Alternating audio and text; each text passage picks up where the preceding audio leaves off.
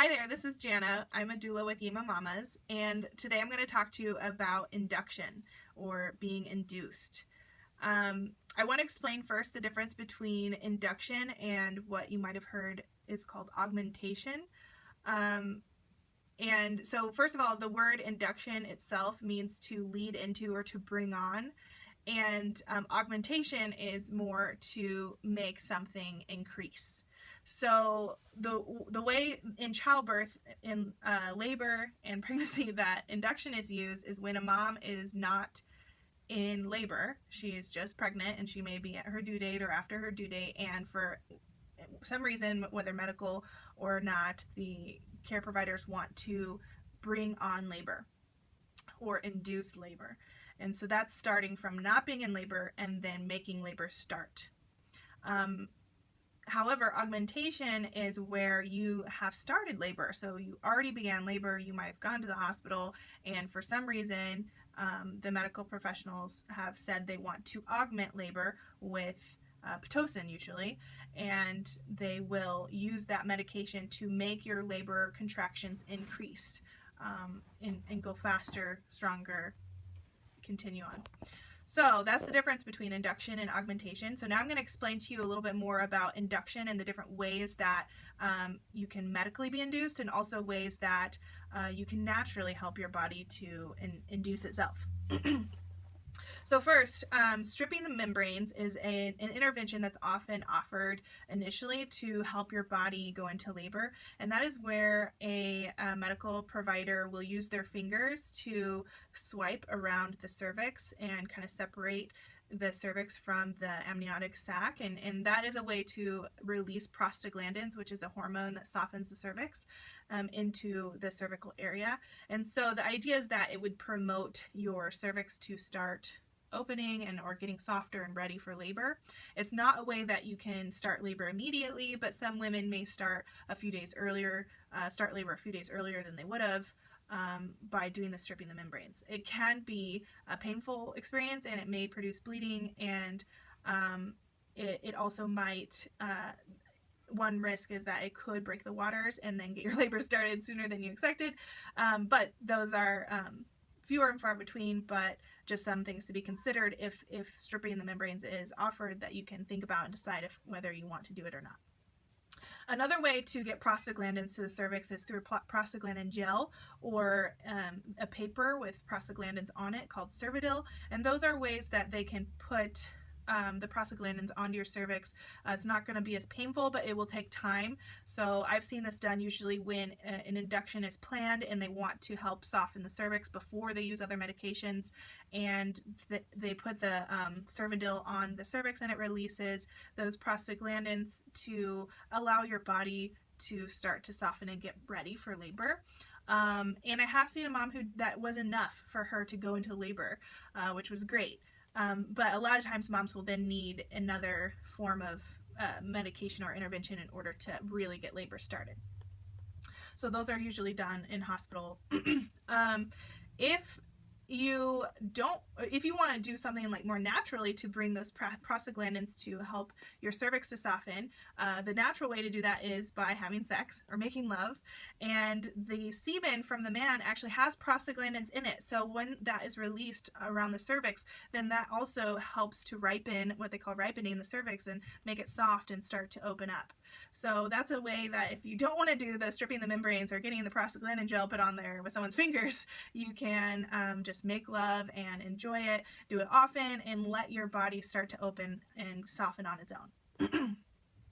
All right, so the next form of medical intervention that is probably most often used for induction is called Pitocin. And Pitocin is a synthetic form of the hormone called oxytocin. And oxytocin is the love hormone in our body. And we get oxytocin from many things, including a hug and petting a dog and just enjoying something we love, taking a bath and reading. All of those things produce oxytocin in our body. Also, having sex produces oxytocin in our body, and an orgasm is a great way to just rush your body with oxytocin. And so the natural way to get that in your body is by having sex or orgasm, or just relaxing and doing happy activities, trying to avoid stress, because stress inhibits oxytocin. And also nipple stimulation is a way to help produce oxytocin, which also means that breastfeeding after the baby helps produce oxytocin, which is that love bonding hormone for you and baby. So oxytocin in our bodies as a hormone also is what creates the contractions of labor. So the oxytocin hormone initiates the muscle to contract to push out baby. Let's talk about Pitocin a little bit more. That is the synthetic version that is medically produced to put in your body through an IV drip. And they use an IV in your arm or your hand, and it's given through a liquid drip. And that Pitocin mimics oxytocin in your body, and it's able to create those contractions. And so when we use Pitocin in a hospital setting, that IV drip that goes through our body actually produces more of that hormone, or gives us synthetically that hormone to make those contractions stronger and longer and closer together. And so that's why it induces labor, because even though if we're not producing it naturally, if it's given into our body, then it starts making the uterus contract and push out baby. So they can be very strong contractions and maybe get stronger faster than what your natural body would have done, but it is an effective way of making labor happen. And that's why it's also used for augmenting labor. So even if you're already in labor, it's a way that they can make your contractions even stronger and even longer and even closer together than they already are with your natural oxytocin, and kind of make it go faster. So it brings it on. Okay, so another form of medicine that's often used to make labor happen is called misoprostol, or more commonly known as Cytotec. And that is given orally, usually to start as pills to start your labor. I would encourage you, if this is an option that is being offered to you, or if this is the method that's being given to you to induce labor, that you do your research on Cytotec. It is not used in all places, in all hospitals, in all states, because it is outlawed in some places like Missouri, where I come from, where they don't use it, but yet here in Washington it's very commonly used. So just do your research and understand what the risks and benefits are of Cytotec, and if you want to use that as a way to induce your labor, or if you would prefer using one of the other methods. Just know that and be aware. But what misoprostol does is it does also cause your uterus to start to expel whatever is in it, which when you're in labor, there's a baby in it. And so it's pretty effective usually in helping your uterus to cramp down and have those contractions and help baby come out. A natural way that you could try to do this same thing, it's different. Natural is not as strong and effective because it's not actually chemically doing anything to your uterus or body communication. But if you get to that point where tomorrow they're going to induce you and you want to try something natural, spicy food is an option, or drinking castor oil, which you might have heard. And the reason why these two are sometimes effective in helping you start labor is because it helps release your bowels. So if you know, sometimes after you eat spicy food, you'll get diarrhea because it's so spicy, your bowels just kind of start releasing. Same with like castor oil, or any oil actually. If you drink oil, like, it releases your bowels and you'll start just having really loose stool. So what that does is that can just kind of stimulate your uterus to start. So if you're really close to starting labor, if you try these, that could be a way to naturally kind of just stimulate your uterus to start contracting. So that would be kind of an option naturally to use if you want to just preemptively try to not do the misoprostol or Cytotec or any of the other medical options.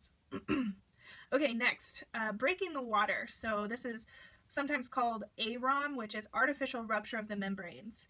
And that's just a fancy way to say breaking your water. This is often used, well, sometimes used if your baby is super low down and you're really far along and you could just start labor if just like you had something. Then some medical professionals will just say, well, why don't we just get this started without medicine? But it is an intervention. It's just not medicine, where we just break your waters and see if your labor just gets going. And oftentimes, if your body is ready when the water breaks, then your body will go into labor. There are some risks involved with breaking your water early, so be sure to be aware of that and know if that's the best choice for you. But it can be an option if you really want to avoid those medicines to make your body go into labor. Another way you could do this just naturally is by long walks and just moving your hips a lot, squatting, jumping. I've heard of women jumping on trampolines.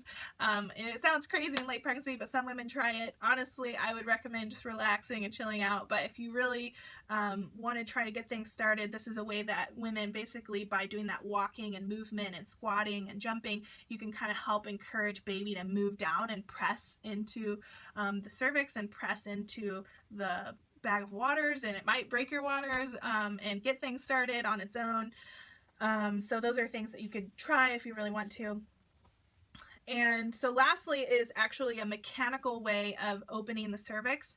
And this is either they can use what is called a Foley catheter, or it's like a little balloon tube it's a tube that they will stick into your cervix, and then they'll put water inside that tube, which will blow like a balloon above your cervix, kind of like simulating the baby's head on your cervix. And then that pressure will kind of pull down on the cervix and start to open you up. So that's a very mechanical, manual way of trying to open your cervix up and induce labor, bring it on, without using other medicines. That is a pretty painful process because it's kind of forcing that opening of your cervix, which is where you feel a lot of the pain in labor. So just be aware of that. But it is a great option if you want to avoid those other medicines in your body and you're willing to go to do that, then it's a mechanical way to open it. Another thing that some medical professionals will do is actually stretch your cervix themselves with their fingers. And that can be done, and you can request it, and some just do it. So be aware if like you're feeling that they might be stretching your cervix. If your cervix is soft and ready, it can be stretched open. And some medical professionals do that. So those are two other mechanical ways of just opening the cervix and trying to get labor to start on its own, basically by kind of pushing it to its limit. The natural way of going about that is really just doing nothing. You can't really naturally force your cervix open. However, one thing that I have heard that you can try to do is by relaxing and imagining your cervix opening. And I know this might sound kind of crazy to some people, but your mind is really powerful and it can help you to open your cervix. So a natural way to help open your cervix would just be to be really quiet and thoughtful, close your eyes and think of your cervix opening. You can sing. You can draw a picture of your cervix opening. You can draw a picture of your baby. These are just ways that you can use your own emotions in your mind to let your body open. And there is some evidence and stories that people have shared that helped them in this way to open their cervix naturally without any interventions. So you can also consider that and look it up, find stories, and be inspired of how you might be able to do that yourself. Now, lastly, I just want to share for those of you who've had a cesarean before and are trying for a vaginal birth this time, that induction is possible for VBACs, vaginal birth after cesarean. They usually would use a Foley catheter to do the mechanical form of induction, or they might use a small amount of Pitocin in order to safely induce. There are some risks, obviously, with those as well for a VBAC mom, so I'm going to include a link down below in the description, just if you want to learn more for VBAC and induction, if that's a need for you, if you've gotten there to just learn more about it and figure out if that's the right route for you to go. So thank you guys, and it was so good to share this with you. If you have any questions, please write them in the comments below, and I'll try to answer, and look forward to sharing more with you next time.